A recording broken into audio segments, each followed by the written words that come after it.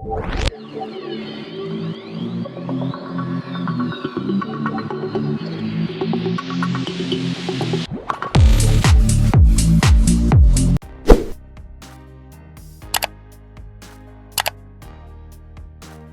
කියලා පිළිගන්නවා science class YouTube channel එකට ඔබ සියලු දෙනාම. අපි අද කතා කරන්න බලාපොරොත්තු වෙන්නේ 10 ශ්‍රේණිය විද්‍යාව පළමු ඒකකය වෙන ජීවීය රසායනික පදනම කියන පාඩමේ කාබනික සංයෝගවල ප්‍රෝටීන කියන කොටස. ඔබට ප්‍රෝටීන කියනකොට මතක් වෙනවා ඇති අපි කුඩා පන්ති වල අධ්‍යයනය කරපු ප්‍රෝටීන කියන්නේ ප්‍රධාන ශක්තිය ලබා ගන්න ආහාර කාණ්ඩයක්. මස් මාළු කිරි විතර මේ ආදී ආහාරවල ප්‍රෝටීන් බහුලව තියෙනවා.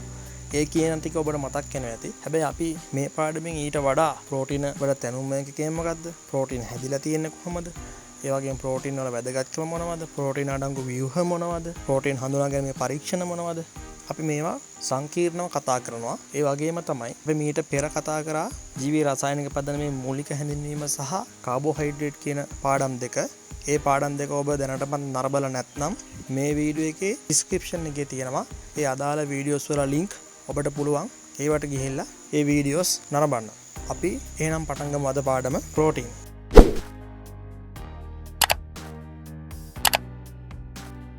මොනවද මේ ප්‍රෝටීන් කියන්නේ? ප්‍රෝටීන් කියන්නේ සියලුම සජීවී සෛලවල අත්‍යවශ්‍ය සංඝටකයක් ලෙස ක්‍රියා කරන කාබනික සංයෝගයක්. ප්‍රෝටීන් හැදිලා තියෙන්නේ කාබන්, හයිඩ්‍රජන්, ඔක්සිජන් සහ නයිට්‍රජන් කියන ප්‍රධාන මූලද්‍රව්‍ය හතරෙන්. මීට අමතරව ඇතැම් ප්‍රෝටීන වල සල්ෆ අඩංගු වෙනවා. එතකොට ඔබ මතක තියාගන්න ඕනේ ප්‍රෝටීන් වල සල්ෆ නැහැ කියලා කියන්න බෑ. උදාහරණයක් විදිහට බහුවර්ණ ප්‍රශ්නයක් ඔබට දීලා තිබුණොත් ප්‍රෝටීන වල අඩංගු නොවන මූලද්‍රව්‍යයක් වන්නේ කියලා ඔබට සල්ෆ ගන්න බෑ. මොකද සල්ෆ ප්‍රෝටීන් වල තියෙනවා. හැම ප්‍රෝටීන් එකකම නැහැ. හැබැයි ප්‍රෝටීන වල සල්ෆ අඩංගු වෙනවා.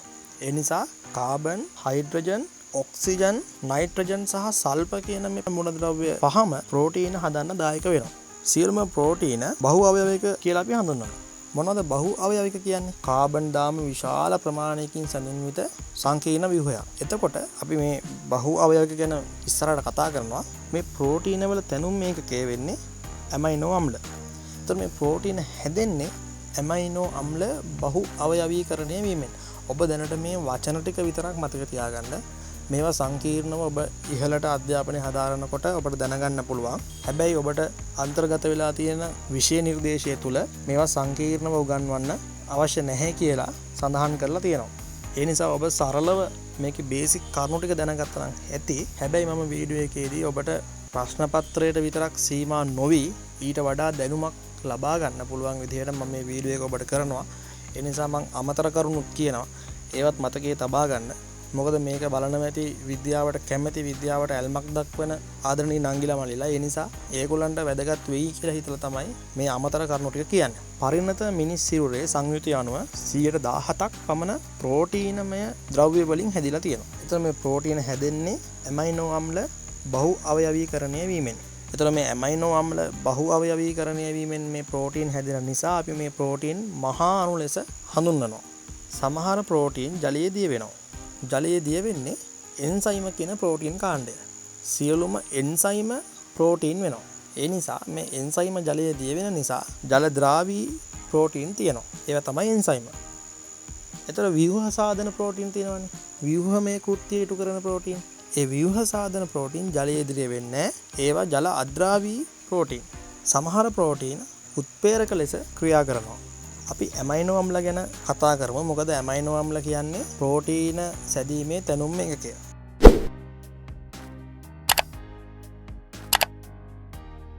ප්‍රෝටීන් වල තැනුම් එකක ලෙස ක්‍රියා කරන ඇමයිනෝ අම්ල.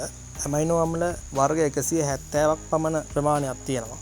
ඒ වයින් ඇමයිනෝ අම්ල වර්ග 20ක් පමණ ප්‍රෝටීන හදන්න දායක වෙනවා.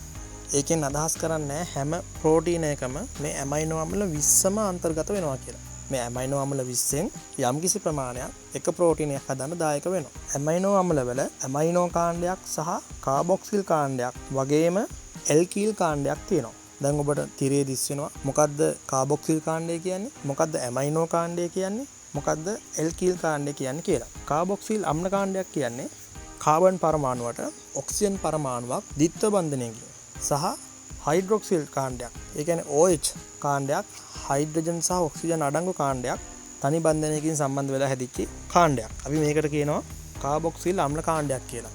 මේ කාබොක්සිල් අම්ල කාණ්ඩයක් තියෙන ඕනෑම ව්‍යුහයක් ආම්ලික ගතිගුණ පෙන්වනවා. එතකොට දැන් මේ ඇමයිනෝ අම්ල වලට ඇමයිනෝ කාණ්ඩිකුත් සම්බන්ධයි. මොකද්ද ඇමයිනෝ කියන්නේ? NH2 කාණ්ඩයක්. නයිට්‍රජන්ට හයිඩ්‍රජන් පරමාණු දෙකක් සම්බන්ධ වෙලා හැදෙනවා ඇමයිනෝ අම්ල කාණ්ඩයක්. මේ ඇමයිනෝ අම්ල කාණ්ඩය භාෂ්මික ගතිගුණ පෙන්වනවා. ඒ නිසා අපි කියනවා ප්‍රෝටීන උභයගුණී ලක්ෂණ පෙන්වනවා කියලා. ඔබට දැන් වැටහෙනවා ඇති ඒක සරලව. මේ ඇල්කීල් කාණ්ඩය කියන්නේ මොකද්ද? අර R අකුරෙන් නිරූපණය වෙන කාණ්ඩය. ඒ R අකුරෙන් නිරූපණය වෙන්නේ ඔතනින් එහාට. එහෙනම් අපි මේ ඇඳලා තියෙන්නේ ප්‍රෝටීන එක මේ කෙලවරක් විතරයි. මේ R කියන කාණ්ඩේ නිරූපණය වෙන්නේ මෙතනින් එහාට විශාල විදිහට මේ කාබන් දාම සම්බන්ධ වෙලා තියෙනවා කියන එක. pH අගය නියතව තබා ගන්නා නිසා ඇමයිනෝ අම්ල ස්වාරක්ෂක ලෙස හඳුන්වනවා. ඒ කියන්නේ මේ උභයගුණී ලක්ෂණ තියෙනවා කියලා අපි කිව්වනේ. හැබැයි pH අගය නියතව තබා ගන්නවා. ඒ නිසා ස්වාරක්ෂක ගතිගුණ පෙන්වනවා මේ ඇමයිනෝ අම්ල. මේවා එන්සයිම ක්‍රියාකාරීත්වයට වැදගත් වෙනවා. ඇමයිනෝ අම්ල වෙනස් වෙන්නේ R කාණ්ඩයෙන් නැත්නම් ඇල්කීල් කාණ්ඩයෙන් තමයි ඒ ඇමයිනෝ අම්ල වෙනස් වෙන්නේ සංයුතිය. එතකොට ඇමයිනෝ අම්ල 20න් සරලම ඇමයිනෝ අම්ලය තමයි ග්ලයිසීන් කියන ඇමයිනෝ අම්ලය. මේ ග්ලයිසීන් කියන ඇමයිනෝ අම්ලේ ඇල්කීල් කාණ්ඩයට කාබන් දාම සම්බන්ධ වෙන්නේ නැහැ. එතන සම්බන්ධ වෙන්නේ හයිඩ්‍රජන් පරමාණුවක්. එතකොට දැන් ඔබට තිරේ දිස් වෙනවා මේ ග්ලයිසීන් කියන සරලතම ඇමයිනෝ අම්ලය. අපි කලින් කිව්වා සමහර ප්‍රෝටීන වල සල්ෆර් අඩංගු වෙනවා කියලා. සල්ෆර් අඩංගු ප්‍රෝටීන තමයි මෙතියොනීන් සහ සිස්ටයිනීන් කියන ප්‍රෝටීන් දෙක. ප්‍රෝටීන් දැනීමට සහභාගී වන ඇමයිනෝ අම්ල වර්ග 20 ප්‍රධාන කාණ්ඩ දෙකකට වෙන් කරනවා. ඒවා තමයි අත්‍යවශ්‍ය ඇමයිනෝ අම්ල සහ අත්‍යවශ්‍ය නොවන ඇමයිනෝ අම්ල කියලා. අත්‍යවශ්‍ය ඇමයිනෝ අම්ල කියලා කියන්නේ සත්ව දේහ, සත්ව සෛල තුල නිපදවාගත නොහැකි ඇමයිනෝ අම්ල. අත්‍යවශ්‍ය ඇමයිනෝ අම්ල ශරීරයට ලබා ගන්නේ ශාකමය කොටස් ආහාරයට ගැනීමෙන්. ඇමයිනෝ අම්ල වර්ග 9ක් තියෙනවා අත්‍යවශ්‍ය ඇමයිනෝ අම්ල. ඒතර අත්‍යවශ්‍ය නොවන ඇමයිනෝ අම්ල කියන්නේ සත්ව දේහ හා සත්ව සෛල තුල නිපදවාගත හැකි ඇමයිනෝ අම්ල. මේවා වර්ග 11ක් පමණ තියෙනවා. එකිනෙකට වෙනස් ප්‍රෝටීන වර්ග රාශියක් බිහිවීමට ප්‍රධාන හේතු තුනක් තියෙනවා. එකක් තමයි ඇමයිනෝ අම්ල සංඛ්‍යාව එකිනෙකින් වෙනස් වීම. ඊළඟ එක තමයි ඇමයිනෝ අම්ල වර්ග එකිනෙකින් වෙනස් වීම. ඊළඟ එක තමයි ප්‍රෝටීන වල ඇමයිනෝ අම්ල පිහිටන අණුපිළිවෙල එකිනෙකින් වෙනස් වීම. මේ සංකීර්ණ ක්‍රියාදාමයක්. මේ ක්‍රියාදාමය ඔබට ඔබගේ විෂය නිර්දේශයට අන්තර්ගත කරලා නැහැ. ඔබ මතකයේ තබා ගන්න. ඒ මම කලින් සඳහන් කරපු හේතු නිසා තමයි ප්‍රෝටීන් වර්ග එකිනෙකින් වෙනස් වෙන්නේ. අපි බලමු ශාක හා සතුන් තුල අඩංගු විවිධ ප්‍රෝටීන් මොනවද කියලා.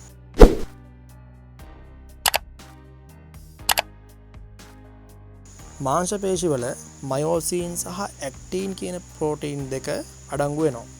අස්ථිවල ඔයසින් කියන ප්‍රෝටීනය අඩංගු වෙනවා. රතුරුදුරාණු තුල හිමොග්ලොබින් කියන ප්‍රෝටීනය අඩංගු වෙනවා. සමේ අපිචර්මයේ සහ නියපොතු වල හිසකෙස් සහ රෝමවල කෙරටින් කියන ප්‍රෝටීනය අඩංගු වෙනවා. සෛලවල තියෙන ශුද්‍ර නාලිකාවල ටියුබිලින් කියන ප්‍රෝටීනය අඩංගු වෙනවා. ශුද්‍ර සූත්‍රිකාවල ඇක්ටින් කියන ප්‍රෝටීනය අඩංගු වෙනවා. අතරමැදි සූත්‍රිකාවල විමෙටින් කියන ප්‍රෝටීනය අඩංගු වෙනවා. ඒ වගේම නෂ්ටයේ තියෙන වර්ණදේහවල හිස්ටෝන් කියන ප්‍රෝටීනය අඩංගු වෙනවා. වර්ණදේහවල තියෙනවා සෙන්ට්‍රොමියරය කියලා එකක්. මේ සෙන්ට්‍රොමියරයේ කොහිසින් කියන ප්‍රෝටීනය අඩංගු වෙනවා. රුධිර ප්ලාස්මේ ඇල්බියුමින්, ග්ලොබියුලින් සහ ෆ්‍රෙබ්බිනෝජන් කියන ප්‍රෝටීන අඩංගු වෙනවා. මව්කිරිවල කේසීන්, ලැක්ටෙල්බියුමින් කියන ප්‍රෝටීන් දෙක අඩංගු වෙනවා. ප්‍රතිදේහවල ඉමියුනොග්ලොබින් කියන ප්‍රෝටීනය අඩංගු වෙනවා. සියලුම එන්සයිම ප්‍රෝටීන් ලෙස ක්‍රියා කරනවා. පිටියුටරියෙන් සහ අග්න්‍යාසයෙන් සාවය කරන හෝමෝනවල විවිධ ප්‍රෝටීන් අන්තර්ගත වෙනවා. තිරිඟුවල ග්ලූටන් කියන ප්‍රෝටීනය අඩංගු වෙනවා. මාංශ භෝගවල ලෙගියුමින් කියන ප්‍රෝටීනය අඩංගු වෙනවා. බිත්තර සුදු මදේ ඇල්බියුමින් කියන ප්‍රෝටීනය අඩංගු වෙනවා. දැන් ඔබට වැටහෙනවා ඇති කොයිතරම් දේවල් මේ ප්‍රෝටීන් වලින් හැදෙනවද, මේ ප්‍රෝටීන් කොයිතරම් ව්‍යුහ හදන්න ක්‍රියා කරනවද කියලා දැන් ඔබට වැටහෙනවා ඇති. ප්‍රෝටීන ගැන කතා කරනකොට ප්‍රෝටීන් වල ව්‍යුහ ගැන කතා කරන්න ඕනේ. හැබැයි ඔබට ඒක විෂය නිර්දේශය නැහැ. මම ඒක කතා කරන්නේ ඔබ අමතර දැනුමක් විදිහට මතකයේ තබා ගන්න. ප්‍රෝටීන් වල ප්‍රාථමික, ද්විතීයික, ත්‍රිතීයික සහ චාතුර්ථක කියලා ව්‍යුහ ප්‍රධාන ව්‍යුහ 4ක් තියෙනවා කියලා. ප්‍රෝටීන් වල කාර්යයන් සහ ප්‍රෝටීන් වල වැදගත්කම අපි දැන් කතා කරමු.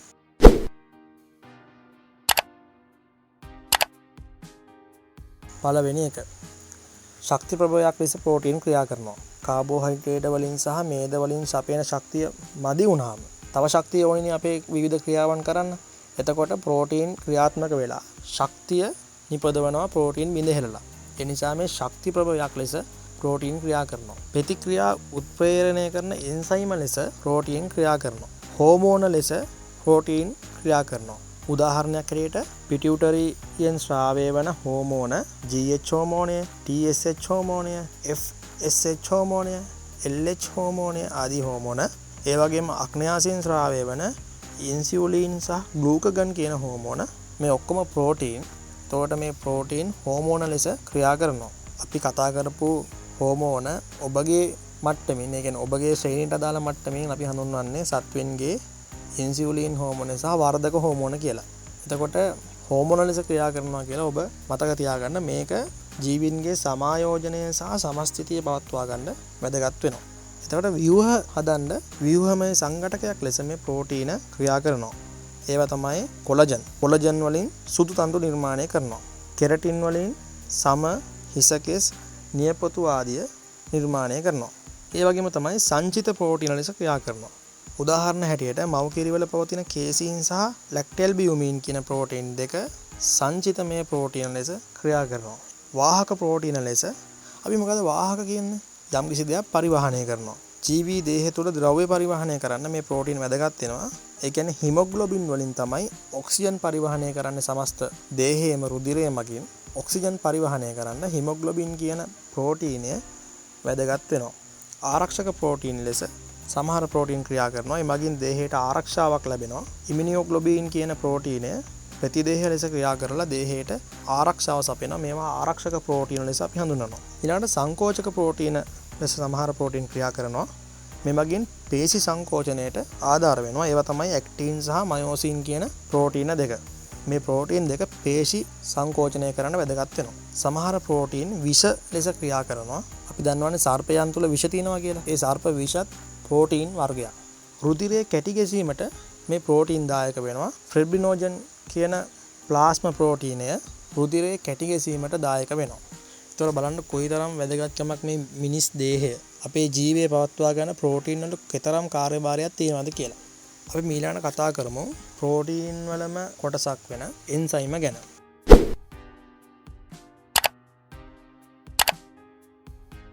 සියලුම එන්සයිම ප්‍රෝටීන් වෙනවා. හැබැයි සියලුම ප්‍රෝටීන් එන්සයිම වෙනවද? නැහැ. මෙන්න මේක ඔබ හොඳින් මතක තියාගන්න. මේ දෙක ඔබට පටලවලා අහන්න පුළුවන්. සියලුම එන්සයිම ප්‍රෝටීන් වෙනවා. හැබැයි සියලුම ප්‍රෝටීන් එන්සයිම වෙන්නේ නැහැ. ජීවීන් තුළ සිදුවන ජෛව රසායනික ප්‍රතික්‍රියාවල ශීඝ්‍රතාවය වැඩි කරන ග්ලොබියුලර් ප්‍රෝටීන අණු එන්සයිම ලෙස හඳුන්වනවා. ජීවීන් තුළ රසායනික ප්‍රතික්‍රියා උත්ප්‍රේරණය කිරීම සඳහා එන්සයිම ක්‍රියා කරන බැවින් ඒවා ජෛව උත්ප්‍රේරක ලෙස හඳුන්වනවා. ඒ කියන්නේ ජීවීන් තුළ සිදුවන ජෛව රසායනික ප්‍රතික්‍රියාවල ශීඝ්‍රතාව වැඩි කිරීම සඳහා අවශ්‍ය වන ජීවීන් විසින්ම නිෂ්පාදනය කරනු ලබන විශේෂිත ප්‍රෝටීන් එන්සයිම කියලා තමයි අපි හඳුන්වන්නේ. උදාහරණයක් හැටියට සුක්‍රෝස් ග්ලූකෝස් බවට පත් කිරීමට තනුක අම්ල සමග රත් කළ යුතු වෙනවා. ඔබට මතකයි අපි කාබෝහයිඩ්‍රේට් වල කතා කරා සුක්‍රෝස් ග්ලූකෝස් බවට බිඳ හෙලන්න තනුක අම්ල සමග රත් කරන්න ඕනේ. නමුත් ආහාර ජීර්ණයේ අඩංගු එන්සයිම මගින් මෙම ප්‍රතික්‍රියාව අඩු උෂ්ණත්වයකදී ඉතා පහසුවෙන් සිද්ධ කරනවා. දැන් අපි රසායනාගාරයේදී විද්‍යාගාරයේදී සුක්‍රෝස් ග්ලූකෝස් බවට බිඳ හෙලන්න තනුක අම්ලයක් දාලා ජල තාපයක තියලා පරීක්ෂණ නලය රත් කරා. ඔබට මතකයි. මේ ක්‍රියාවලියම අපේ දේහය ඇතුලේ වෙනකොට අඩු උෂ්ණත්වයක්, මොකද අපේ දේහය ඇතුලේ බන්සන් 1000ක් දැල්වලා රත් කරන්නේ නැහනේ. ඒතොර අඩු උෂ්ණත්වයක් තුල ඒ අර සංකීර්ණ සංඝටක කුඩා සංඝටක බවට බිඳ හෙලන්න මේ එන්සයිම ක්‍රියා කරනවා. ඒ නිසා එන්සයිම වල කාර්ය ජෛව රසායනික ප්‍රතික්‍රියා උත්ප්‍රේරණය කිරීම එන්සයිම වල ප්‍රධාන කාර්යයක්. මම එන්සයිම වල ගුණ ඔබට කෙටියෙන් කියන්නම්. මේක ඔබේ විෂය නිර්දේශයට අදාළ වෙන්නේ නැහැ. හැබැයි ඔබ මතක තියාගන්න ඔබේ වැඩිදුර අධ්‍යාපනය සඳහා සියලුම එන්සයිම ප්‍රෝටීන වන අතර ඒවා ග්ලොබියුලර් ප්‍රෝටීන ලෙස හඳුන්වනවා. සක්‍රියක ශක්තිය අඩු කිරීම මගින් ජෛව රසායනික ප්‍රතික්‍රියාවල ශීඝ්‍රතාව වැඩි කරනවා. සියලුම එන්සයිම ජලයේ දිය වෙනවා. සියලුම එන්සයිම ක්‍රියා කරන්නේ ජලීය මාධ්‍යවල පමණයි. එන්සයිම උපස්තර විශිෂ්ට වෙනවා. එන්සයිම තාප සංවේදී වෙනවා. එම නිසා ප්‍රතික්‍රියා මැදේ උෂ්ණත්වය අනුව එන්සයිම වල ප්‍රතික්‍රියා ශීඝ්‍රතාවය වෙනස් වෙනවා. එන්සයිම pH සංවේදී වෙනවා. එම නිසා ප්‍රතික්‍රියා මාධ්‍යයේ pH අගය අනුව එන්සයිම වල ප්‍රතික්‍රියාවල ශීඝ්‍රතාවය වෙනස් වෙනවා. එන්සයිම තාප අස්ථායි වෙනවා. එම නිසා ඉහළ උෂ්ණත්වවලදී සියලුම එන්සයිම වල ගුණ හානි වී අක්‍රීය බවට පත් වෙනවා. එන්සයිම මගින් උත්ප්‍රේරණය කරන්නේ ප්‍රත්‍යාවර්ත ප්‍රතික්‍රියා පමණයි. එන්සයිම මගින් ප්‍රතික්‍රියාවල සමතුලිතතාවය වෙනස් කරන්නේ නැහැ. ප්‍රතික්‍රියාවලදී එන්සයිමේ වැය වෙන්නෙත් නැහැ. ප්‍රතික්‍රියාව සඳහා අවශ්‍ය වන්නේ එන්සයිම සුළු සාන්ද්‍රණයක් පමණයි. මීට හේතුව එන්සයිම අණුවක එකවර උපස්තර අණු විශාල සංඛ්‍යාවක් සම්බන්ධ වීම සඳහා සක්‍රීයක ලක්ෂ රැසක් පැවතීමයි. බොහෝ එන්සයිම ක්‍රියා කිරීම සඳහා සාධක පැවතිය යුතුයි. නිෂේධක මගින් එන්සයිම වල ක්‍රියාකාරීත්වය අඩාල වෙනවා. මෙන්න මේ මූලික කරුණු ටික ඔබ නිකන් මතකයේ තබා ගන්න.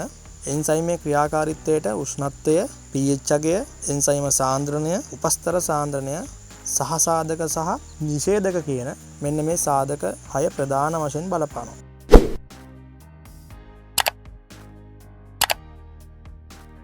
ඔබට තියෙනවා පිෂ්ඨය මත ඇමයිලේස් එන්සයිමේ ක්‍රියාකාරීත්වය පෙන්වීම කියලා පොඩි ක්‍රියාකාරකමක්.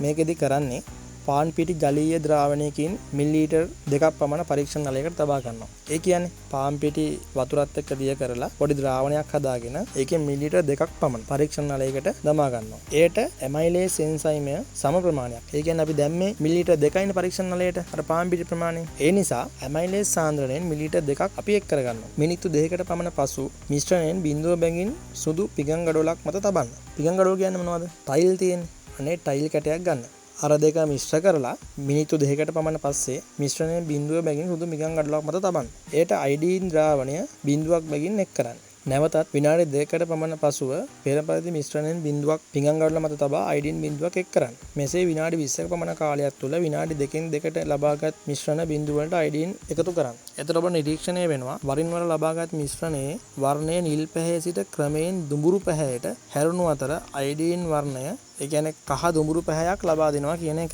එසේ සිද්ධ වෙන්නේ පිෂ්ඨය මත ඇමයිලේස් ක්‍රියා කර මෝල්ටෝස් සාධන නිසා පිෂ්ඨයේ අයඩීන් සමග කණු නිල් වර්ණයක් ලබා දෙනවා. විනාඩි 20කට පමණ පසු මිශ්‍රණයේ අයඩීන් ද්‍රාවණය සමග වර්ණය වෙනසක් නොදෙන්නේ එහි පිෂ්ඨය නොමැති නිසා.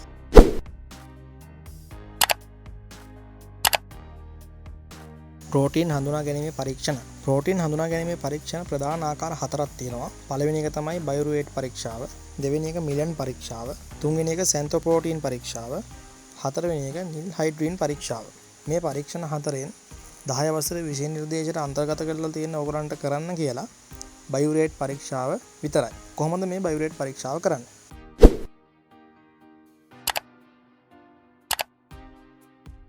බයුරේට් පරීක්ෂාව කරන්න බයුරේට් ප්‍රතිකාරකය හදා ගන්න ඕනේ. කොහොමද මේ බයුරේට් ප්‍රතිකාරකය හදන්නේ? මොකද්ද මේ බයුරේට් ප්‍රතිකාරකය කියලා කියන්නේ? බයුරේට් ප්‍රතිකාරකය කියලා කියන්නේ සෝඩියම් හයිඩ්‍රොක්සයිඩ් සහ කොපර් සල්ෆේට් අඩංගු ද්‍රාවණයක්. අපි මේ පරීක්ෂණය කරන්නේ මෙන්න මේ බයුරේට් ප්‍රතිකාරකය හදාගෙන. ඒක වෙන වෙනම අපිට දාන්නත් පුළුවන්. දැන් අපි උදාහරණයක් අපි මේ පරීක්ෂණය කරන්න බිත්තර ද්‍රාවණයකුයි, කිරි ද්‍රාවණයකුයි, ඇපල් යුෂ ද්‍රාවණයකුයි ගන්න. මේ ද්‍රාවණ තුන සම පරිමාණ අරගෙන අපි මේකට මුලින් දානවා සෝඩියම් හයිඩ්‍රොක්සයිඩ්. අපි ඒකට බිඳු කිහිපයක් අපි හදාගත්ත ද්‍රාවණ වලට දානවා. ඊට පස්සේ ඒකට දානවා කොපර් සල්ෆේට් බිඳු කිහිපයක්. කොපර් සල්ෆේට් බිඳු කිහිපයක් දාපුවාම කොපර් සල්ෆේට් නිල් පාටයි. අපි මේ හදාගත්ත ද්‍රාවණවල ප්‍රෝටීන් තියෙනවා නම් ඒ කොපර් සල්ෆේට් වල නිල් පාට රෝස දම් පැහැයට හෝ තද දම් පැහැයට හැරෙනවා. මේකෙන් තමයි මේ වර්ණ විපර්යාසයෙන් තමයි අපි හඳුනාගන්නේ මේ ද්‍රාවණවල ප්‍රෝටීන් අඩංගු වෙනවා කියලා. ප්‍රෝටීන් හඳුනාගන්නේ අපි බයුරේට් පරීක්ෂා ප්‍රධාන වශයෙන් සිදු කරනවා. මේ බයුරේට් පරීක්ෂාව සිදු කරන්නේ බයුරේට් ප්‍රතිකාරකය කියන ප්‍රතිකාරකය භාවිතා කරලා. මේ සඳහා අපි භාවිතා කරන්නේ සෝඩියම් හයිඩ්‍රොක්සයිඩ් සහ කොපර් සල්ෆේට් කියන ද්‍රාවණ දෙක. මේ ද්‍රාවණ දෙක එකතු කරපුවාම කොපර් සල්ෆේට් වල තියෙන නිල් පාට රොස දම් පැහැයට හෝ තද දම් පැහැයට හැරෙනවා. එතකොට ඇල්බියුමින් තියෙන බිත්තර වලයි කිරි ද්‍රාවණයයි දැන් ඔබට පේනවා මේ වර්ණ විපර්යාසය සිදු වුණා. හැබැයි ඇපල් යුෂ වල මේ වර්ණ විපර්යාසය සිදු වුණේ නැහැ. ඒ කියන්නේ ඇපල් යුෂ වල ප්‍රෝටීන් අඩංගු වෙන්නේ නැහැ. දැන් ඔබට වැටහෙනවා මේ ප්‍රෝටීන් හඳුනා ගැනීමේ පරීක්ෂාවේ බයුරේට් පරීක්ෂාව කරන්නේ කොහොමද කියන එක. අපි මිලන් පරීක්ෂාව ගැනත් පොඩ්ඩක් කතා කරොත්